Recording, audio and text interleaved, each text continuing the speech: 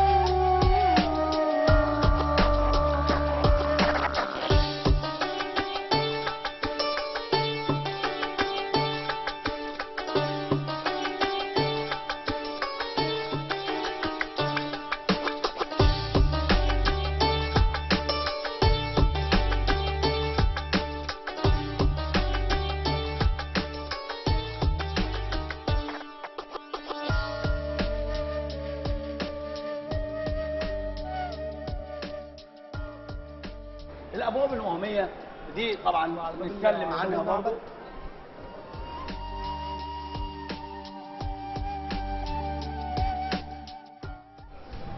طبعا وانا اوريكم شكل الباب الوهمي اهو.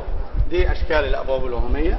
عندنا في الدوله القديمه في الحقيقه ظهرت الفكره دي بتاعت الابواب الوهميه.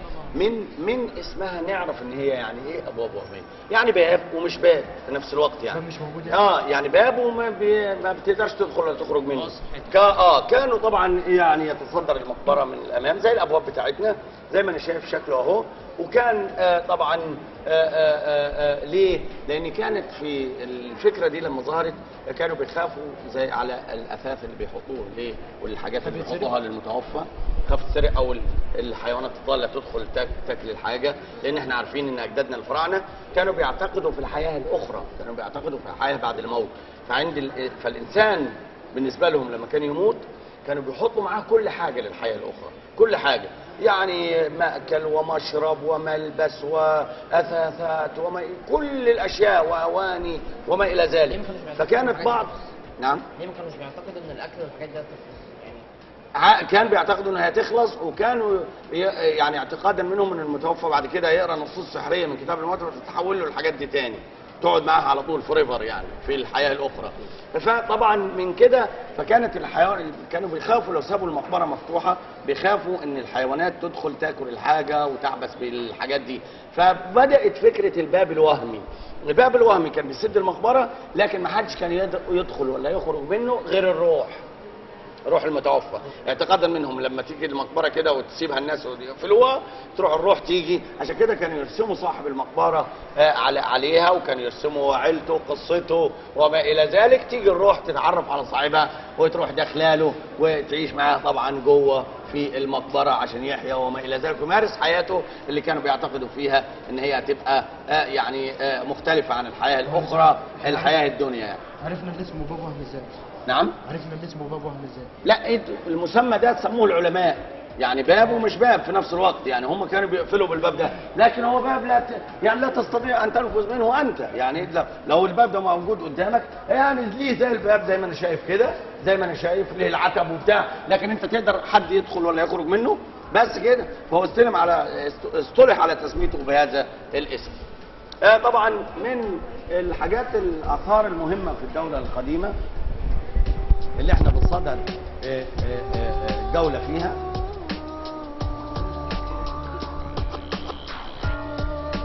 اثار كتير في الحقيقه في الحجره دي في المكان ده ترجع الى عصر الدوله القديمه. كل هؤلاء النبلاء اثار لكل نبلاء الدوله القديمه. لكن طبعا احنا ناخد اهم الاشياء الموجوده زي ما انا شايف. ده تمثال الملك العظيم خفرع.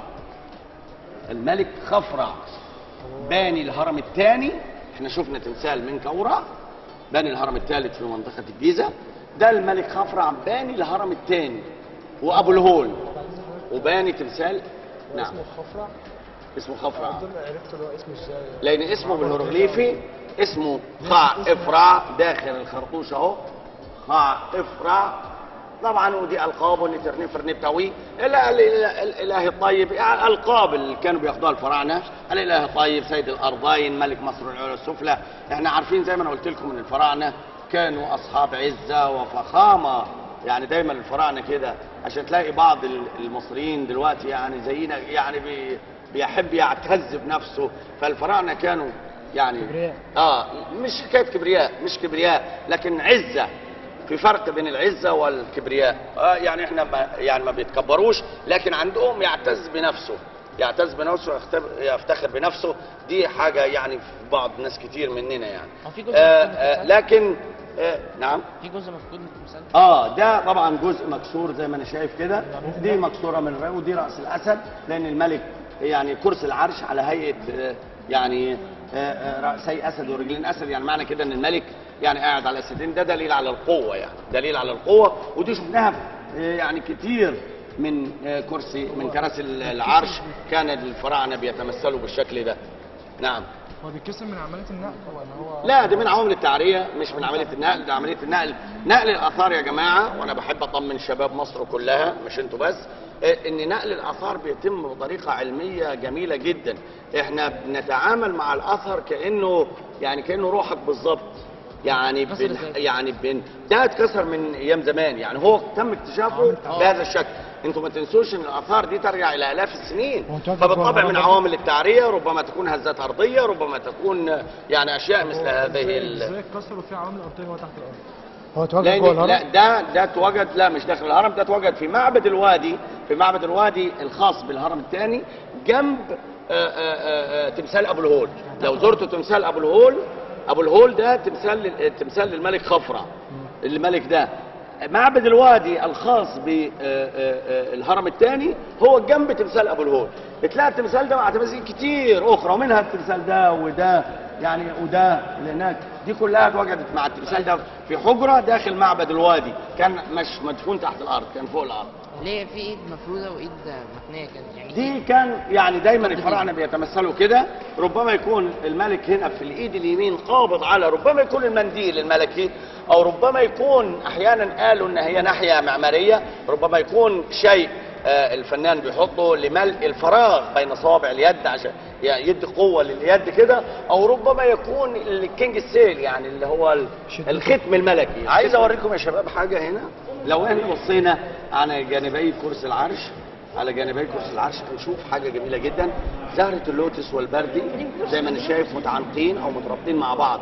اللوتس زي ما احنا عارفين ان اللوتس والبردي، اللوتس رمز الجنوب والبردي رمز الشمال، لما يكونوا مترابطين مع بعض على كرسي العرش معنى كده توحيد البلاد تحت حكم هذا الملك. رمز الشمال والجنوب مترابطين مع بعض، يعني كده الشمال مرتبط مع الجنوب. دي حاجه جميله جدا طبعا عملها الفنان المصري القديم عشان يوريني ان مصر كلها تحت حكم هذا الملك. تاني حاجه جميله برضو هنشوف خلف راس الملك، خلف راس الملك الاله حورس اله الصقر. الاله حورس اله الصقر خلف راس الملك مباشره. طبعا دي فيها عده اقوال، احيانا ربما تدل على ناحيه دينيه ان ده الثالوث الالهي زي ما احنا شايفين، او ربما يكون ان الاله حورس هو بنفسه بيحمي الملك فيدي قوه للملك وما الى ذلك، او ربما يكون ان الفنان ساب دعامه خلف راس الملك، لان الحجر ده حجر الشيست ده قوي جدا لكن بيتقصف جدا زي ما احنا شايفين كذا تمثال للملك وهم بدون راس، الراس هي المكسوره. فاراد الفنان ان يخلي قطعه من الحجر خلف رقبه الملك، لان انا عارف ان الرقبه ضعيفه، الرقبه هي اصغر منطقه في الجسم، هي ضعيفه فربما تتكسر، فترك الفنان الحته دي كده خلفه جامده علشان يديني انطباع ان هو يعني ان دي تديه قوه والرقبه او الراس ما تتكسرش زي ما انا شايف. يبقى زي ما احنا شفنا يا اما ناحيه دينيه. نعم.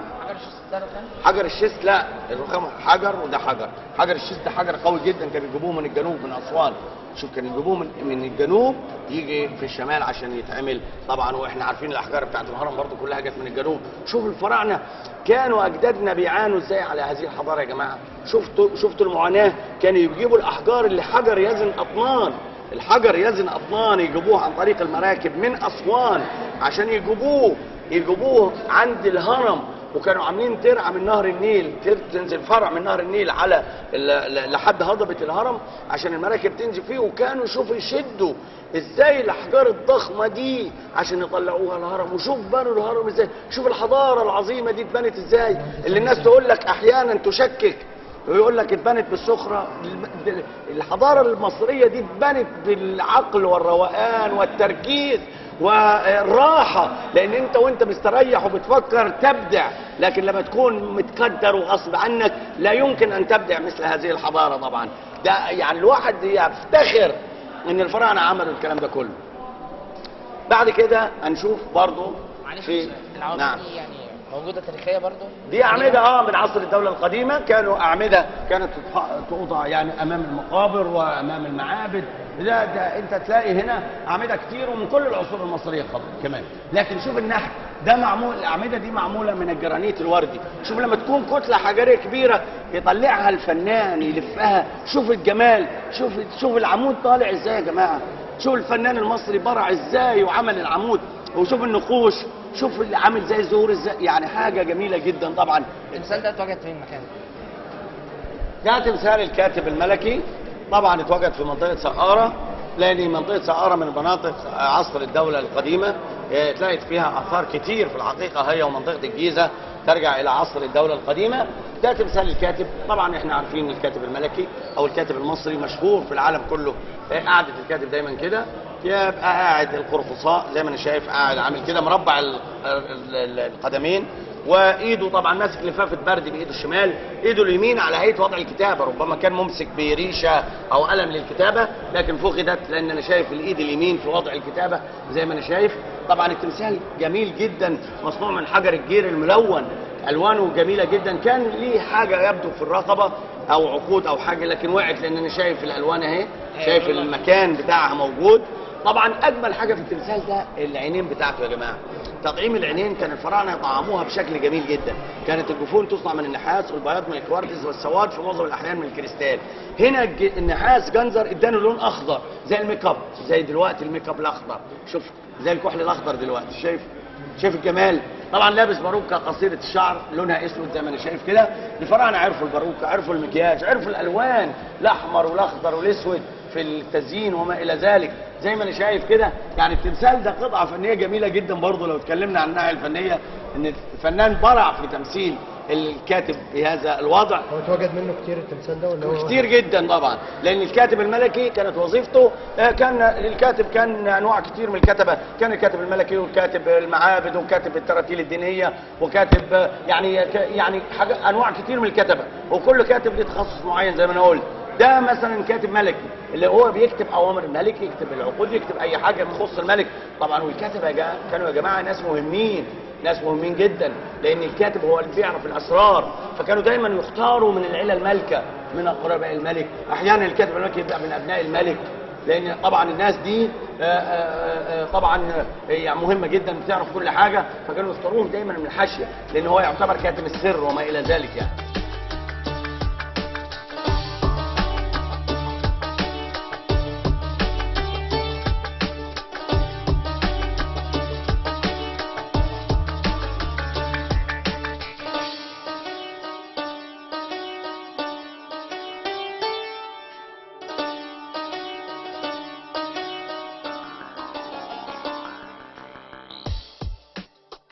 طبعا هنشوف حاجه تاني، تمثال جميل جدا في القاعه دي برضو اللي بترجع الى عصر الدوله القديمه زي ما انا قلت، تمثال مشهور جدا وهو تمثال شيخ البلد. شيخ البلد؟ تمثال شيخ البلد من التماثيل المهمه، من ماستر بيسز في المتحف المصري وعصر الاسره الخمسه في الدوله القديمه. طبعا عصر الدوله القديمه زي ما انا قلت يا جماعه مليان بالاثار المهمه اللي بترجع الى هذا العصر. طبعا تمثال شيخ البلد في الحقيقة هو لكاهن مصري اسمه قاعبر، لكن ربما واحد يسألني ليه اسمه شيخ البلد مع ان هو لكاهن اسمه قاعبر؟ لان لما كان ماريت الفرنساوي ماريت عالم الآثار المصرية، كانوا بيبحثوا في بعثة عن الآثار في منطقة سقارة. العمال اكتشفوه في وسط النهار، جريوا على مريت قالوا له شيخ البلد شيخ البلد، يعني قالوا له ان لقينا تمثال زي شيخ البلد بتاعنا، يعني راجل كبير ما فيش شعر على راسه ماسك عصايه زي شيخ البلد. فلما مريت شافه ضحك وسماه شيخ البلد. ودلوقتي التمثال دي قصته ملخصه يعني، والتمثال دلوقتي مشهور بشيخ البلد اكتر من اسمه الحقيقي قاعبه. يعني المرشدين والاثريين يعني معظم الناس بتسميه الشيخ البلد اشهر من اسمه الحقيقي قاعبه. فنان كاهن مصري قديم. شوف الفنان عامل شعره ازاي، عايزكم تبصوا على شعر شوف شعر راسه، حالق الشعر طبعا لان كان كاهن، والكهنه كانوا بيعتادوا حلق الشعر من كل اجزاء الجسم كنوع من التطهير والعباده عندهم. لكن شايف الحلاقه ازاي، بصوا يا جماعه جميل جدا طبعا، علامه الشعر اللي احنا بنعملها دي. وشوف السوالف، يعني شوف راسه جميله ازاي. طبعا العينين المطعمه نفس التطعيم، شوف شكله كانه بينطق. يعني انا لو واقف قدام التمثال ده كانه شخص حقيقي وليس تمثال يعني بيكلمني. طبعا مر هذا التمثال بعد اكتشافه بعده مراحل. احنا حاطين هنا في المتحف المصري مراحل ترميم هذا التمثال، لانه اكتشفت به بعض مشاكل صغيره، لكن استطاع المرممين المصريين يعني استطاعوا ان هم يخرجوه او يعالجوا اللي حصل فيه بطريقه جميله جدا، الى ان التمثال رجع زي ما انا شايف جميل جدا. ورغم انه مصنوع من الخشب ويرجع الى عده الاف من السنين، الا انه قاعد غايه في الروعه زي ما انا شايف.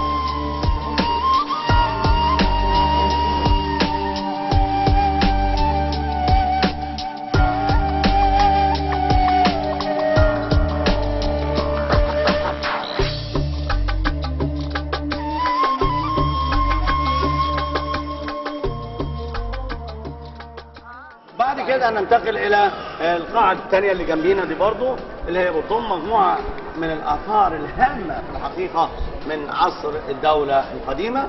هنشوف مجموعة كبيرة من التماثيل.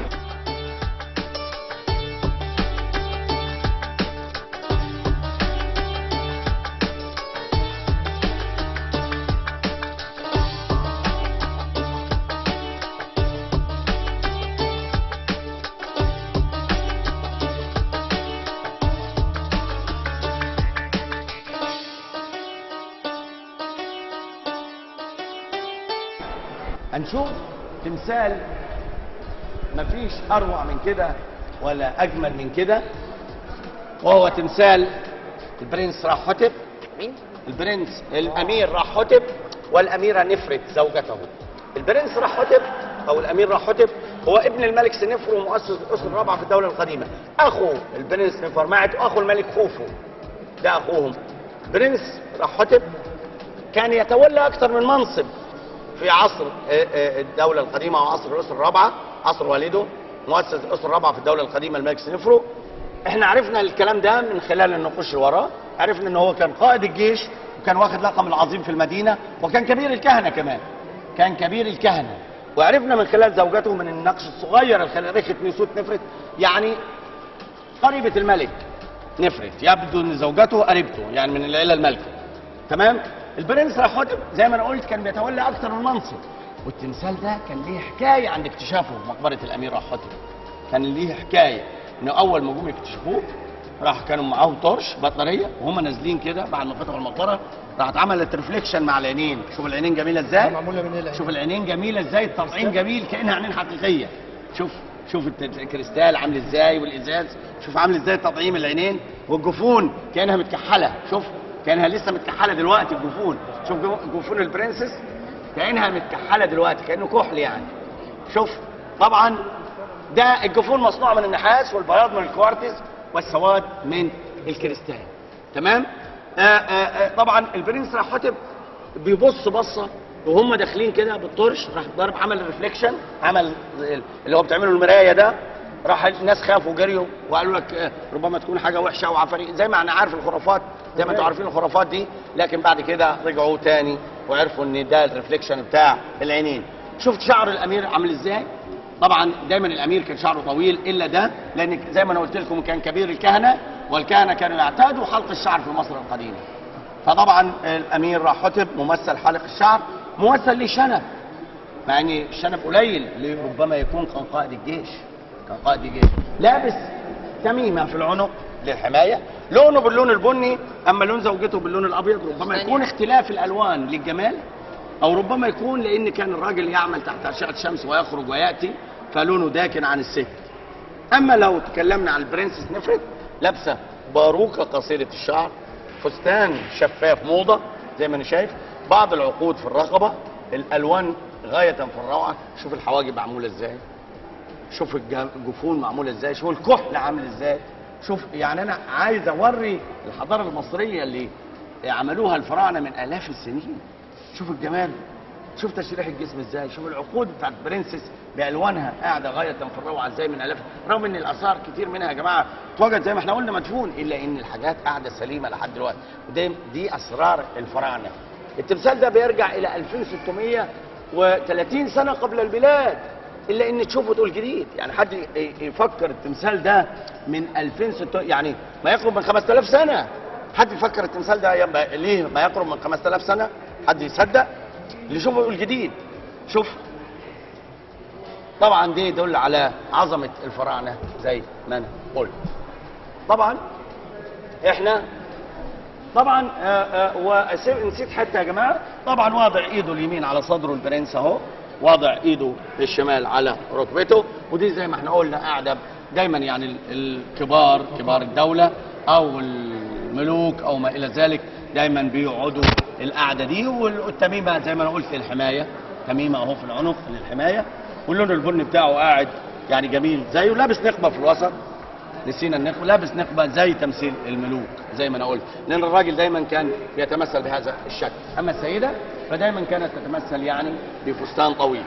ننتقل الى المكان ده كمان حاجه يعني جميله جدا هنا، دي مجموعه الملكه حتحرس، مجموعه الملكه حتحرس. مين الملكه حتحرس؟ الملكه حتحرس دي زوجة الملك سنفرو مؤسس الاسره الرابعه في الدوله القديمه، وام الملك خوفو وام البرنس نفرمعت هناك اللي اوز ما يدوم تلاقى عنه. الملكه حتحرس خدت شهره واسعه كونها زوجة الملك سنفرو مؤسس الاسره الرابعه في الدوله القديمه، احد الفراعنه العظام اللي حكموا مصر، تمام؟ وطبعا ابنها الملك خوفو، ابنها البرنس نفرمعت، ابنها البرنس رحتب. ده تمثال الملك سنفرو، ده تمثال سنفرو. طبعا تمثال سنفرو انا شايفه زي ما انا شايف كده، اسمه عليه عشان محدش يقول لا يعني اسمه كان عليه او عرفتوه ازاي، نيسوبيتي سنفرو. نيسوبيتي اللي هو لقب مصري قديم معناه ملك مصر العليا والسفلى، ملك مصر العليا والسفلى سنفرو. لابس التاج الابيض اللي حد سالني على التاج من شويه، ده التاج الابيض تاج الجنوب، زي ما انا قلت لكم التاج واتكلمنا فيه كتير قبل كده، التاج الابيض تاج الجنوب والتاج الابيض تاج الشمال. اما المجموعه دي فهي مجموعه حتحرس اللي احنا دي اتوجهت في المعبد بتاعه في منطقه دهشور. في منطقه دهشور. وطبعا دي الحجره بتاعت الملكه حتحرس، الملكه حتحرس المجموعه بتاعتها دي، طبعا دي اواني، دي صناديق المجوهرات، وده الكرسي بتاعها، وده السرير، ودي حاجه زي الاوضه كده او هو كده ده السرير اللي يدل على انهم كانوا قصيرين. لا الحاجات كانت يعني توضع احيانا تتعمل نماذج صغيره، يعني انت ما تاخدش بالحجم، لكن هم فعلا مش طوال زي ما الناس يعني زينا او افضل بقليل. هو ايه اللي موجود على السرير؟ دي مسند الراس، مسند الراس زي المخده، زي المخده دلوقتي يعني، ودي المحفه بتاعتها كانوا بيشيلوها منها كده، دي واحد من ورا واحد من قدام، دي كلها حاجات الملكه حتحرس.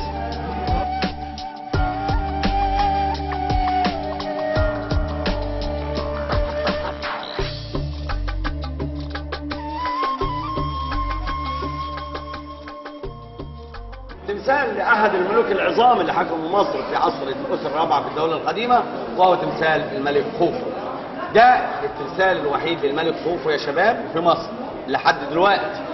ربما in the future، ربما في المستقبل يعني احنا نكتشف بعض. عرفت حضرتك اللي هو خوفو ازاي وانت شوف النقش. عرفنا خوفو لان اسمه داخل الخرطوش جنب الرجلين من الناحيه دي عليه، منقوش عليه خوفو بالهيروغليفي. اسمه مكتوب عليه جنب الرجلين من الناحيه دي على شمال اللي بيبص على التمثال مكتوب عليه خوفو اسمه بالهيروغليفي، عشان كده احنا عرفناه. التمثال ده ما تلاقيش داخل الهرم كمان، ده تلاقيه في معبد ابيدوس، كان مكسر الى قطع صغيره واكتشفوه بطريقه هم بيحللوا الرمال كده، بينقلوا الرمل اللي بتاع الرمل ده، راحوا لقيوا التمثال ده، لقيوا بعض منه بعد كده لحد ما اكتشفوه كله في منطقه ابيدوس في سوهاج. يعني حتى طب تقولوا عرفتوه ازاي؟ طب ان هو ما تلاقاش داخل الهرم من اسمه عليه، وده التمثال الوحيد الى الان يرجع الى هذا الملك، يرجع الى الملك خوفو. 7 سنتيمتر ستون، 7 سنتيمتر، مصنوع من العاج، الايفوري، العاج. طبعا العاج مش خشب، عاج. عارف العاج اللي هو زي سن الفيل، زي سن الفيل، السن بتاع الفيل ده هو من العاج، فطبعا مصنوع من العاج. 7 سنتيمتر ستون. بيمثل الملك قاعد على كرسي العرش، واضع ايده اليمين على صدره وايده الشمال على ركبته زي ما انت شايف، وطبعا لابس التاج الاحمر، تاج الشمال، لكن التاج مكسور من فوق، مكسور، بيدي ملامح الصرامه والوقار للملك. لو انا دققت على الوش بتاع الملك، طبعا التمثال متكبر في بعض الكتب، يعني بعض الكتب نشرته، زي انا كتاب عامله على الماستر بيسز في المتحف المصري، جايب التمثال ده مكبر الصوره بتاعته، خليها قد كده. هو ليه اتعمل يعني صغير اصلا؟ فهو اتعمل له صغير تقليلا للذكرى. هو اتعمل له صغير لان احنا ما لقيناهوش زي ما قلت لك داخل الهرم، لا ربما يكون في معبد ابيدوس هناك، فربما كانوا تماثيل صغيره للملوك العظام، فاتعمل له التمثال ده هناك.